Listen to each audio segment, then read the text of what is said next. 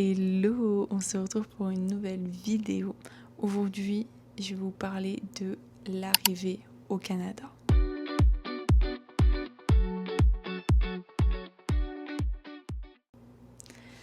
D'abord, je me présente, je m'appelle Mélina, j'ai 22 ans et j'ai eu mon PVT pour le Canada. Je suis précisément à Toronto.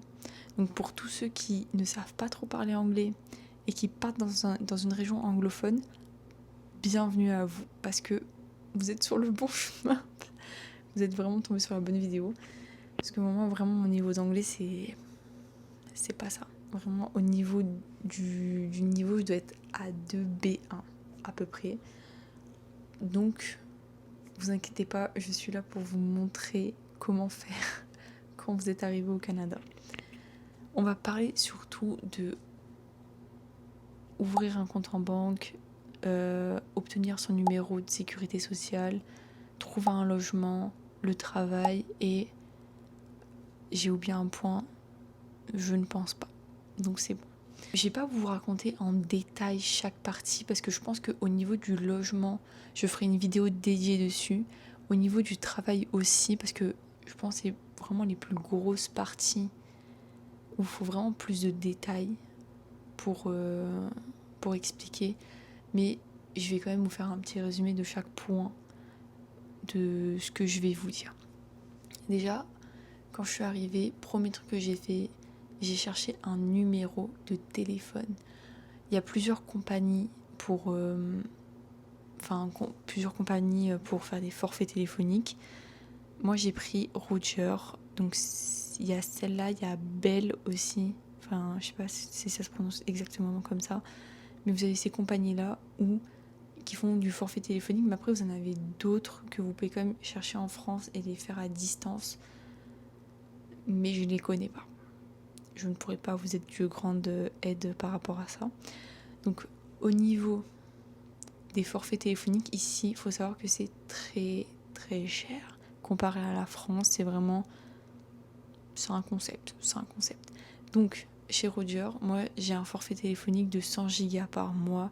J'ai appel et SMS illimité au Canada et j'ai 2000 messages à l'étranger, enfin à l'international.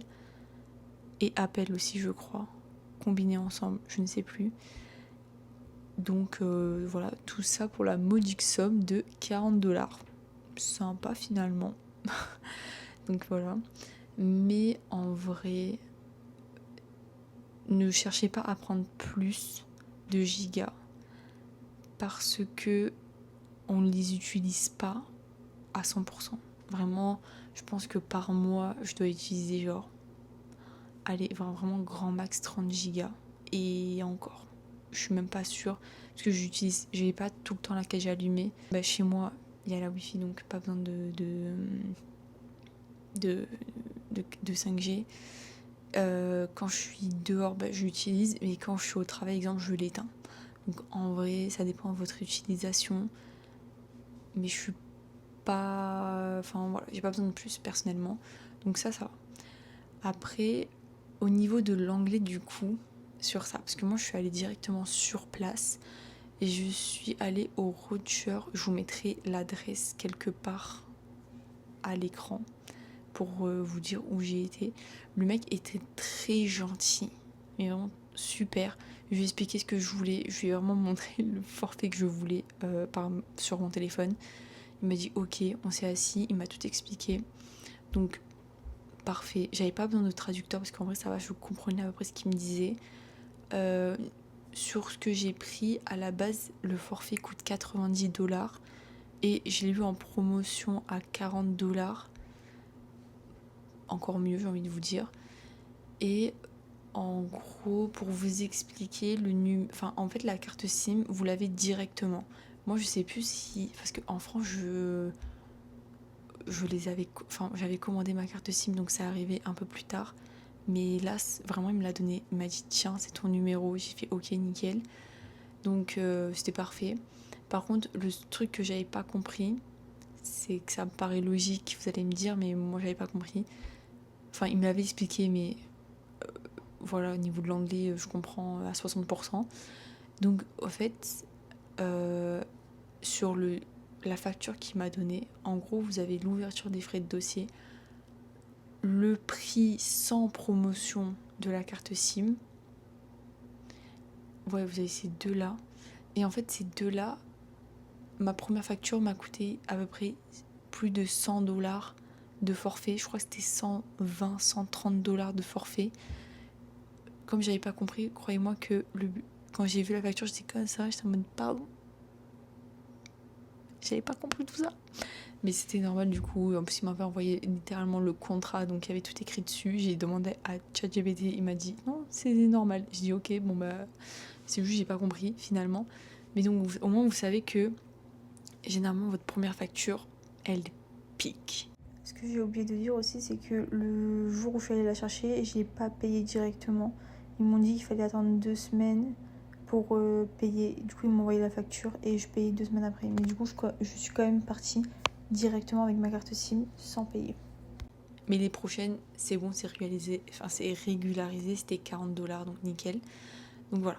Donc ça, c'était pour le forfait téléphonique. En vrai, il n'y a pas 46 000 trucs à apprendre, ça dépend de vous ce que vous voulez. Je pense que vous pouvez trouver moins cher en prenant en ligne et tout, mais bon. Voilà, ça dépend de comment vous voulez gérer le truc. L'après-midi même, je suis allée chercher mon numéro NAS. Donc le numéro NAS, en fait, c'est votre numéro de sécurité sociale. Et c'est super important si vous voulez travailler au Canada. Et généralement, si vous venez pour 2 ans au Canada, vous allez forcément travailler. Donc, ce numéro, vous devez aller dans un centre. Pareil, je vous mettrai l'adresse quelque part pour que vous sachiez quel centre il faut aller, parce que je m'étais littéralement trompée. J'étais allée dans un centre et en fait, c'était pas là, c'était dans un autre. Donc, je vous mets l'adresse, comme ça au moins vous savez, vous êtes sûr que c'est la bonne. Et en gros, c'est assez simple. Enfin, vous y allez, vous prenez un numéro, enfin, vous arrivez à l'accueil, vous avez des gens qui sont là, ils vous donnent un numéro, vous attendez en salle d'attente le temps que on vous appelle. Ça peut prendre longtemps. Moi, je sais que je crois que j'ai attendu 30 minutes avant qu'on me prenne officiellement. Donc, au bout de 30 minutes, on m'a pris. Il fallait absolument mon passeport. Et du coup, numéro de téléphone, je suis pas sûre, mais passeport, c'est sûr. Et il vous fait un petit questionnaire sur votre passeport pour savoir si c'est bien vous. Et il vous donne directement le numéro de sécurité. Donc, nickel. Le lendemain, j'ai pris rendez-vous avec la banque. Au niveau de la banque, moi, je suis allée chez TD Bank. C'est la banque la plus répandue à Toronto, surtout. Et si vous voulez choisir la banque, bonne chance. Moi, j'ai pris un peu au pif, je vous avouerai. Non, en vrai, j'ai demandé sur les groupes Facebook des Français qui étaient déjà ici. Il y en avait plein qui me disaient que, en fait, toutes les banques au Canada se ressemblent au niveau des taux, de tout ça, des taxes et tout. Donc en vrai, ça dépend ce que vous voulez faire pour plus tard, je pense. Mais moi, vu que c'est vraiment que dans un cadre de PVT, je me suis pas trop cassé la tête, je vous avouerai. J'ai vraiment pris la banque là où il y avait le plus de distributeurs, parce qu'on m'a dit que c'était ça le plus important au Canada. Donc j'ai vu que c'était TD, hop, let's go. Au niveau de là, c'est là où au niveau de l'anglais, c'était un peu plus compliqué. Parce que vu que je ne comprends pas le langage de la banque, déjà en France, comprendre ce qu'un banquier vous raconte comme ça, alors au Canada, un concept. Donc c'était simple dans le sens où ils m'ont proposé d'avoir un interlocuteur qui parlait français pour m'expliquer comment ça se passait. Donc trop bien. J'ai fait mon rendez-vous banque. Le seul truc que il faut savoir, c'est qu'au Canada et potentiellement en Amérique, vous avez le crédit score. Le crédit score, c'est un concept. En fait, pour ouvrir un compte en banque, si vous voulez ouvrir un compte en banque normal au Canada, ça s'appelle un compte chéquier. Donc ça, c'est vraiment votre compte courant en France. C'est la même chose. Et en plus de ça, vous devez avoir une carte de crédit, où en fait cette carte de crédit, c'est une carte où la banque vous donne de l'argent. Donc moi je crois que c'est 1500$ qu'ils me donnent, que je peux dépenser, mais qu'il faut que je rembourse dans un temps imparti. Donc je crois que généralement c'est un mois. Donc si je dépense ça, au bout d'un mois je dois dépenser ou sinon je serai mal notée. Parce que comme je vous ai dit, il y a un score. Et en fait ce score, c'est plus vous dépensez de l'argent et plus vous le remboursez vite, enfin dans le temps imparti, vous avez un score qui s'accumule, plus vous faites les achats. Et ce score, en fait, il vous sert surtout si vous voulez louer un appartement, acheter un appartement ou une maison, n'importe, si vous voulez acheter une voiture. Apparemment aussi chez Apple, ils vous le demandent, enfin de ce que m'a dit ma banquière, mais ça je suis pas allée vérifier. Et je crois que c'est tout, mais en tout cas le crédit score est très important ici si vous voulez faire ces achats. Je sais que sur certaines annonces pour louer un appartement, ils nous demandaient le crédit score. Donc voilà, important, prenez-le quand même, parce que moi au début, je ne voulais pas le prendre en pensant que c'était une offre qu'elle me donnait, enfin qu'elle voulait me proposer et que c'était payant. En fait non, c'est totalement gratuit, enfin en tout cas chez TD Bank, hein. C'est totalement gratuit et c'est juste en fait il vous le faut, parce qu'au début vraiment j'ai dit non et elle est vraiment revenue 2 fois en me disant il faut vraiment que vous le preniez madame. Et j'ai fait bon, si on va le prendre, écoutez. Donc bref, du coup ça vous êtes un peu obligé de le prendre, c'est totalement normal.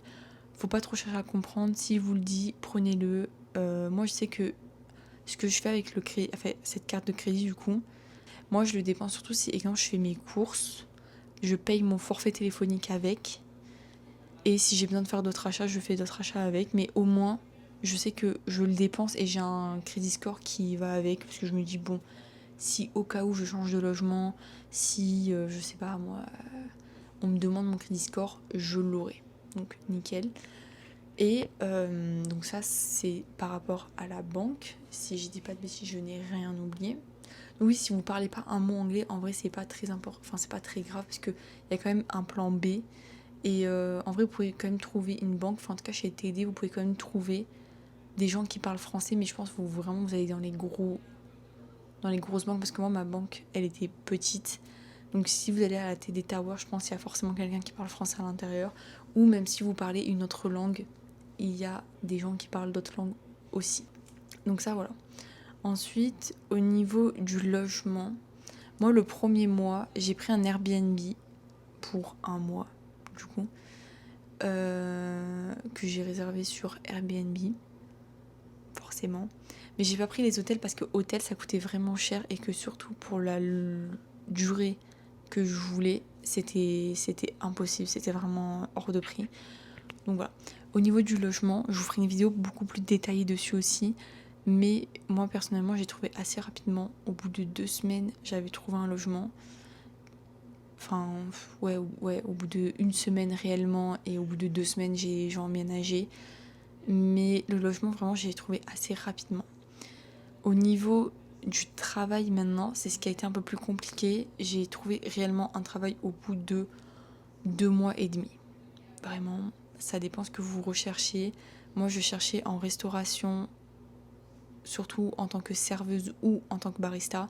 Sauf que le problème, c'est que en tant que serveuse, si vous n'avez pas déjà travaillé dans un milieu de service où vous pouvez déjà parler un peu anglais, vous êtes dans la caca parce qu'il faut expliquer des plats. Ça dépend pareil où vous allez. Je pense que si vous allez dans des fast-food, ça va. Mais si vous allez dans des restaurants où il faut expliquer des plats, passez votre chemin. Enfin, non, allez-y franchement. Parce que dans tous les cas, vous apprenez la carte par cœur. C'est rapido. Donc moi je cherchais surtout en service ou en barista. Et pareil, il y a énormément de trucs à raconter. Donc pareil, je ferai une vidéo dédiée au travail. Mais tout ce que j'ai à dire, c'est que soit vous pouvez trouver sur le groupe des Français sur Facebook qui habitent à Toronto, il y a plein d'offres enfin, il y a certaines offres qui pop comme ça que vous pouvez demander. Après, vous pouvez quand même vous rediriger sur exemple apprendre le français à des gens, donc ça se fait aussi énormément. Et vous pouvez aussi trouver sur Indeed, LinkedIn et postulez directement sur place, ou si vous trouvez les mails des entreprises, envoyez-leur par mail. C'est vraiment les manières que vous pouvez faire pour trouver un travail à Toronto. Donc voilà, donc ça c'est vraiment les trucs les plus simples. Au niveau de l'anglais, surtout au Canada, faut vraiment vous dire que si vous parlez pas trop anglais comme moi et que vous venez vraiment pour but d'apprendre, ça va être un peu compliqué. Surtout qu'au Canada, si vous parlez avec des personnes qui ne sont pas nées au Canada, vous allez à peu près comprendre. Les personnes nées au Canada, un peu plus compliqué. Parce que vraiment, ils parlent super rapidement, ils n'articulent pas forcément. Ça risque d'être compliqué, mais franchement, ça le fait. Vous regardez des vidéos en anglais, vous installez des applications pour l'anglais. Vous avez plein de trucs où vous pouvez faire pour apprendre. C'est vraiment simple. Donc voilà. Donc bref, c'est tout ce que j'ai à dire.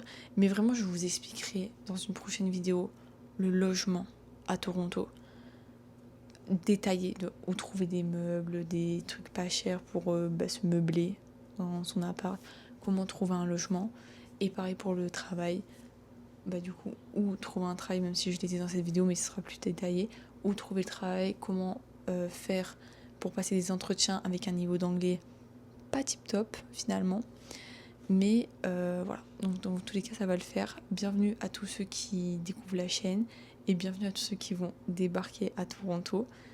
C'est une expérience folle, donc profitez un maximum et n'ayez pas peur. Dans tous les cas, il y a plein de gens qui sont là pour vous aider, même si vous voulez des conseils et tout, n'hésitez pas même à me dire en commentaire, des sujets que vous voulez que j'aborde, il n'y a pas de problème.